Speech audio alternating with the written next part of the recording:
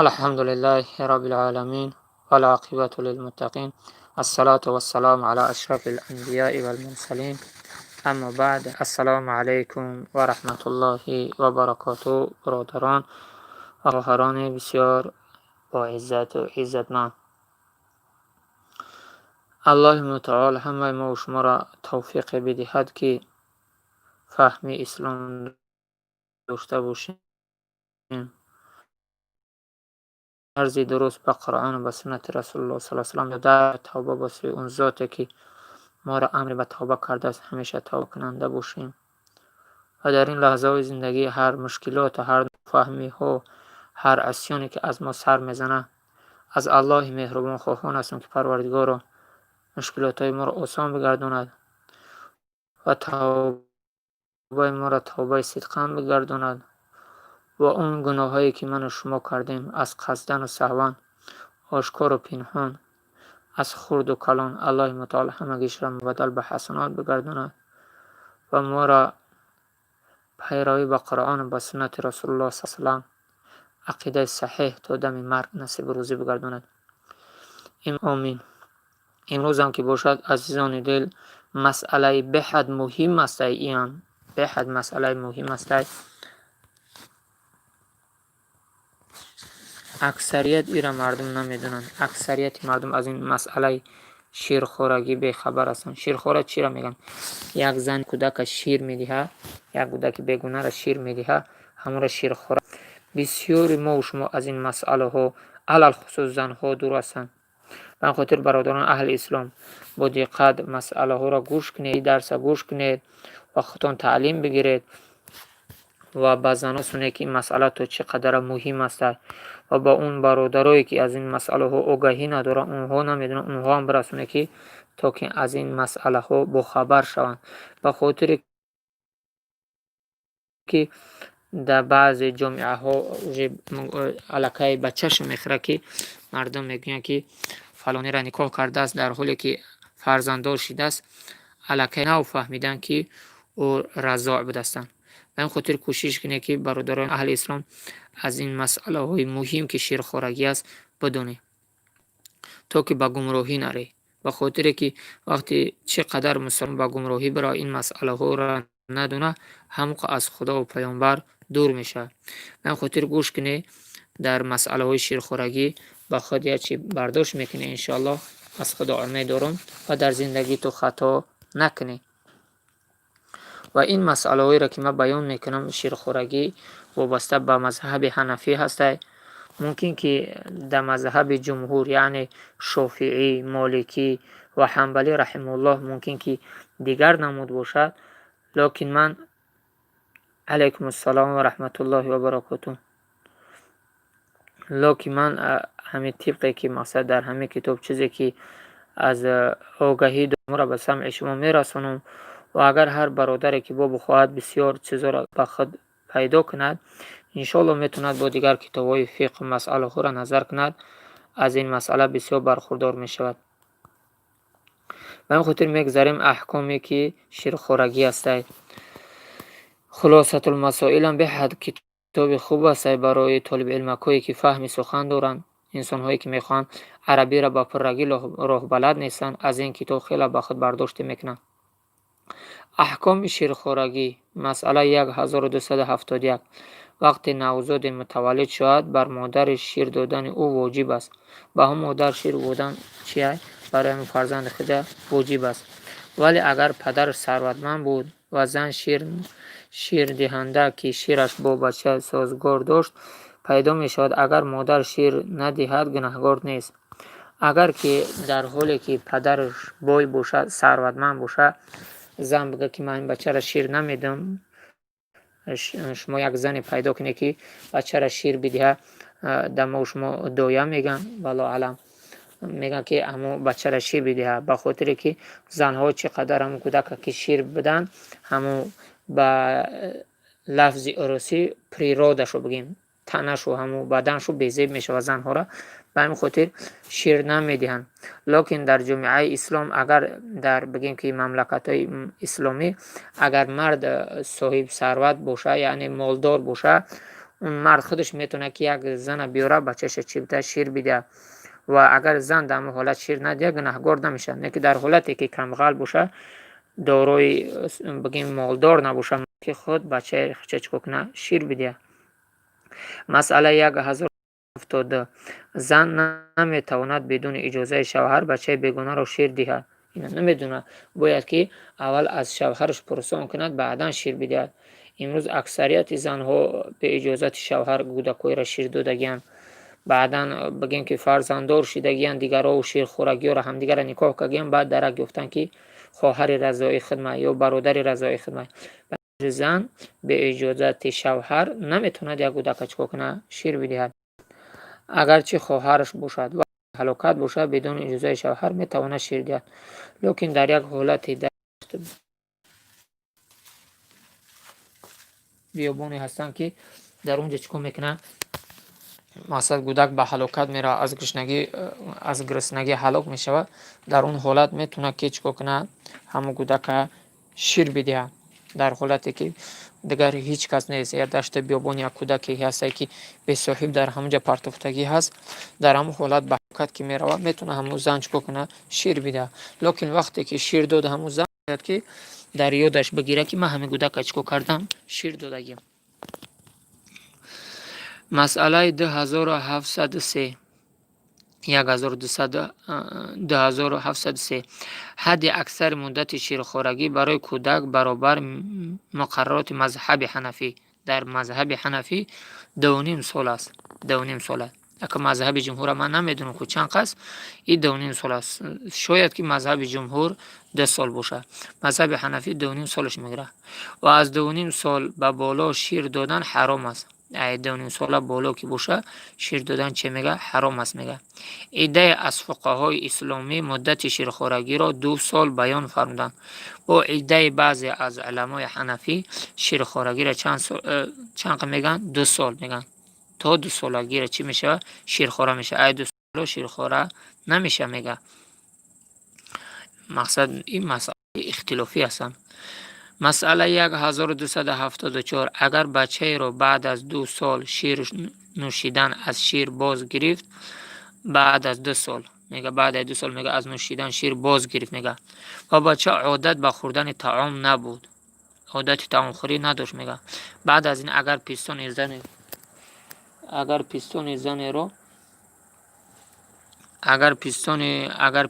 زن رو میگه شیر نوشید، میگه احکام شیر خورگی و حرمت در باره وی ثابت نمیشد. میگه در اون میگه چی میشه ثابت نمیشه. میگه با خاطری که الکه ای شیر جداش کردگی است و از 2 سال بالا هسته، در این مسئله میگه نمیشه. میگه مسئله 1275 مقدار شیری که شیر خورگی رو ثابت قطره شیر یا یک بار مکیدن است. هم یک بار مکید که مقصد به دهنش خشرو که رفت، به حلقش که رفت، شیر خورگی چی میشه ثابت میشه.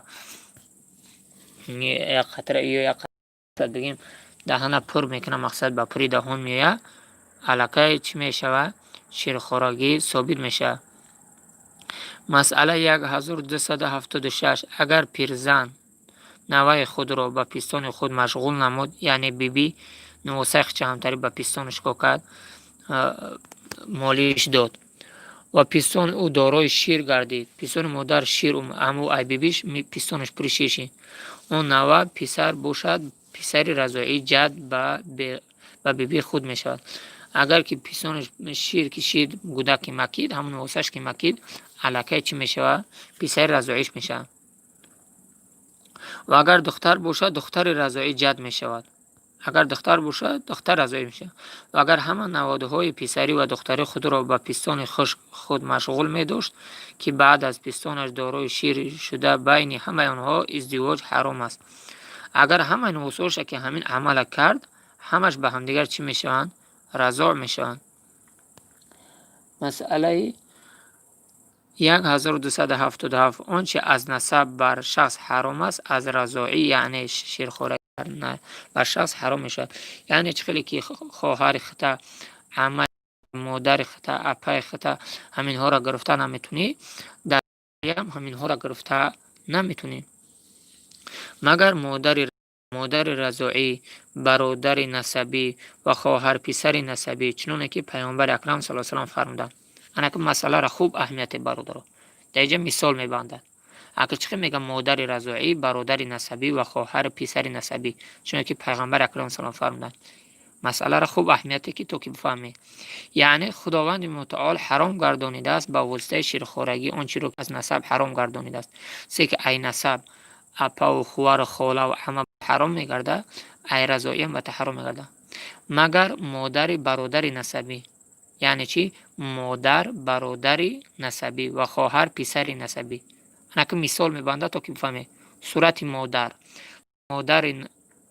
رضاعی چه خیلی نگاه کن. مادر رضاعی برادر این است که مثلا جلیل، یک مرد جلیل نام داره و احمد، هر دو برادر هستند. دو برادر هستند، یک تاش جلیل نام داره، دیمش احمد. دو برادر اعیانی نسبی می باشند. اعیانی گفته ایا پدر ایا مادر هستند. جلیل از پیستون فاطمه شیر نوشید. جلیل میروه ای پیستون فاطمه چکار میکنه؟ شیر می نوشد. شیر نوشیده است. احمد میتواند فاطمه را مادر رضاعی برادر نسبی او ازدواج نماید. یعنی دو برادر هستند، جلیل و احمد. جلیل میروه ای همون زنک شیر میخورد. همون جلیل میره ای همون زنک شیر میخورد، الکای مادر رضاعیش میشه. لیکن احمد اکای جلیله. اما احمد میتونه همون زنک نکاح کنه؟ بله میتونه، به خاطر که او مادر رضاعی جلیله، ای احمد نیست. احمد میتونه او را چیکار کنه؟ نکاح کنه. مسئله را فکر میکنم که انشالله فهمیده. برای احمد جایز است، چون که فاطمه و اولادش هیچ گونه نسب و قرابت شیرخوارگی با احمد ندارد. او با احمد ندارد، فقط با جلیل دارد، بلکه فرزند رضاعی فاطمه جلیل است. از صورت خواهر رضاعی چه خیلی؟ اگه خواهر رضاعی چه خیلی؟ پسر نسبی این است، مثلا خلیل فرزند احمد از پیستون نوری جان شیر نوشیدند. رحیمه دختر قاسم هم از پیستون نوری جان شیر نوشیده است. حالا خلیل و رحیمه خواهر و برادر رضاعی شدند، لذا احمد میتواند خواهر رضاعی پسر نسبی خود را که رحیمه است ازدواج نماید. یعنی مثلا همو دو برادر بدن احمد جلیل. همو جلیل رفت ای فاطمه شیر نوشید. رحیمه یک دختر بگیم پدر و مادرش دیگه بود، پدر و مادری بگیم رحیمه هم دیگه. انمو رحیمه هم دختر خردسال بود، او چش اوردش او هم ای فاطمه شیر نوشید. یعنی ای همو زنکی که فاطمه نم داره هم رحیمه شیر نوشیده هم جلیل.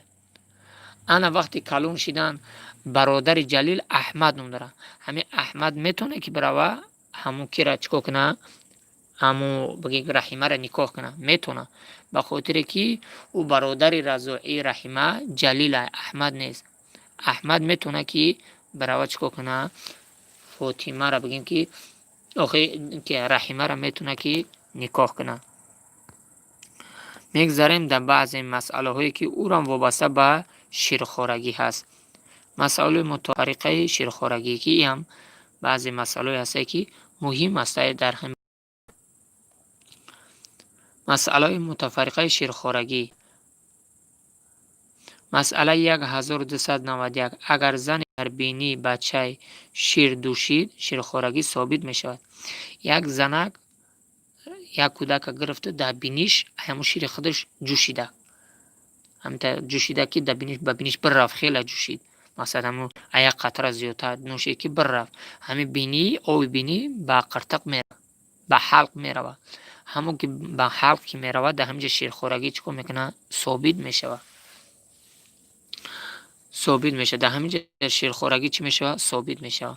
و اگر در گوش او دوشید ثابت نمیشه، لیکن در گوشش جوشید، همون زنک هم کودک در گوشش که جوشید در این حالت ثابت نمیشه.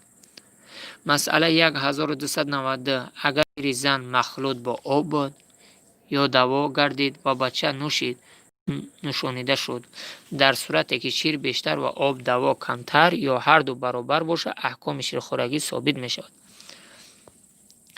یک زنک شیر خودش با آب ارلش کرد یا با یک دارو ارلش کرد، اگر در همونجا دارو بسیار باشه شیر کم باشه شیرخوارگی ثابت نمی شود. لیکن اگر آب کم باشه، دارو کم باشه و شیر بسیار باشه، شیرخورگی ثابت میشه. خوب اهمیت این برادرها. یک زن همون شیر خودش به آب ارالش کرد یا بگیم که به دارو ارالش کرد، اگر شیر بسیار باشه شیرخورگی ثابت میشه. اگر شیر کم باشه و دارو زیاد باشه یا آب زیاد باشه شیرخورگی ثابت نمیشه. بیشتر و کمتر بود رضای ثابت میشه، کمتر بود رضا ثابت نمیشد. و همچنین اگر شیر زن رو با شیر حیوان مخلوط نام اکثریت اعتبار دارد. همچنین اگر همون زن هم شیرشه به یک شیر گاو ارلش کرد، اگر شیر همون خودش زیاد بود ای شیر گاو ده همون شیر زن زیاد بود در اینجا شیرخورگی ثابت میشه. اگر شیر او گاو زیاد بود ای شیر زن کم بود شیرخورگی ثابت نشود. مسئله 1293 درمان کردن به شیر زن جایز نیست.